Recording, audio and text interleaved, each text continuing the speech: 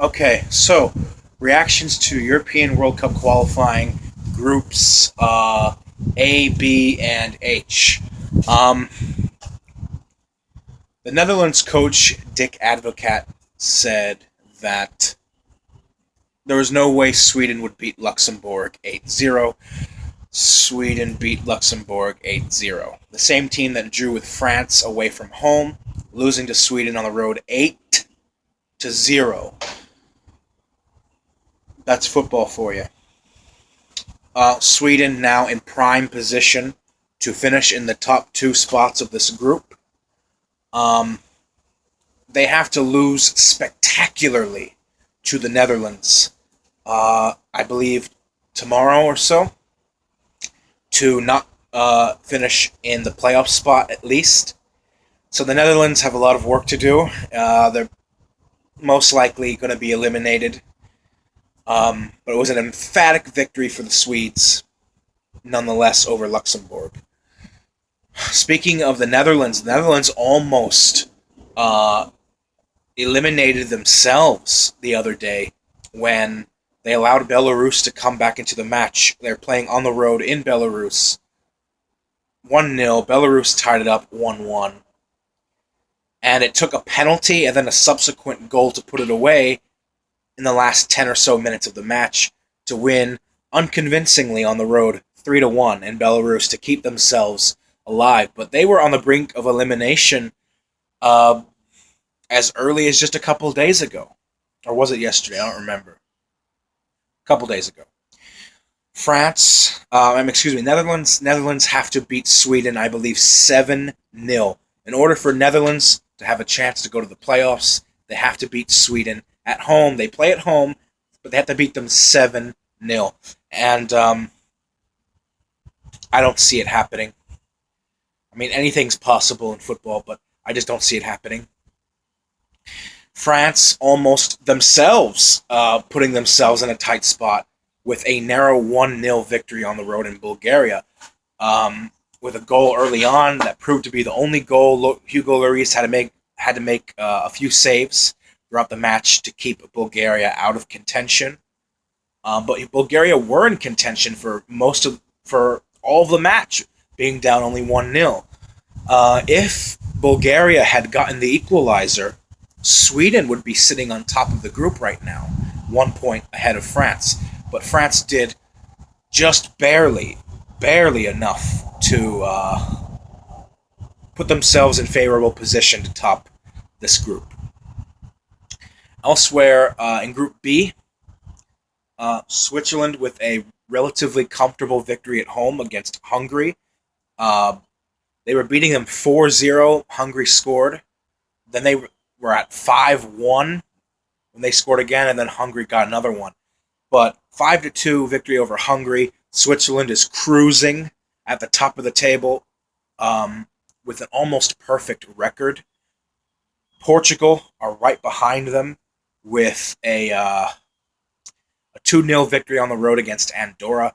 Like I said, Portugal's the kind of team that plays to the level of their opponent for most of the time. So I wasn't expecting them really to run riot over Andorra. I thought they were going to win by more than 2-0, but it was a very Portuguese style victory.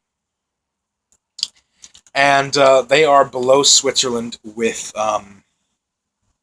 25 points, I believe.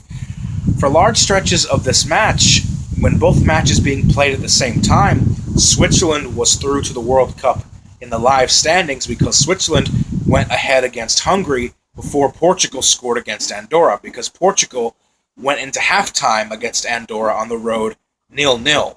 And if that result had held up, Switzerland would have qualified no matter what the result of their game tomorrow.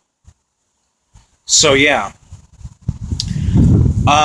for Hungary, really disappointing World Cup qualifying campaign. I really thought they were going to be one of the contenders to at least fight for a top 2 finish, but they just they really fell hard since Euro 2016, along with Austria. Worse than Austria, actually. And then elsewhere, the Faroe Islands drew at home against Latvia. I would have liked to have seen the Faroe Islands win that game, but they are the Faroe Islands in the end. They are an improved team in Europe, but they're still a minnow. So dropping points against Latvia at home is not a surprise. It would have been nice to have them eke out a victory, though, at least, or to win the game. So now it sets up for a very awesome encounter between Portugal and Switzerland. I believe it's tomorrow. Portugal's at home. Switzerland only need a draw to send Portugal to the playoffs and qualify for the World Cup directly. Portugal must win, but the good news for Portugal is they just need to win. They don't need to win by any specific scoreline or any specific margin of goals. Portugal just needs to win. 1-0 will do it. I might, if I have enough time, I might make a separate video on my prediction between Portugal and Switzerland. Maybe. But yeah, Switzerland has the advantage points-wise, but Portugal has the home advantage. So that's going to be interesting to see. And then in Groups H, we have Bosnia and Herzegovina versus Belgium. That was an exciting match. I was tuning in and out of it the other day. I was watching it on one of the Fox Sports channels. Bosnia and Herzegovina really could have gotten a result from this match. They could have won. They took the lead at one point. They could have even tied it, but Belgium came back just with the depth of their squad and them being the much more superior team that they are. Well, superior team. They came back and won in a 4-3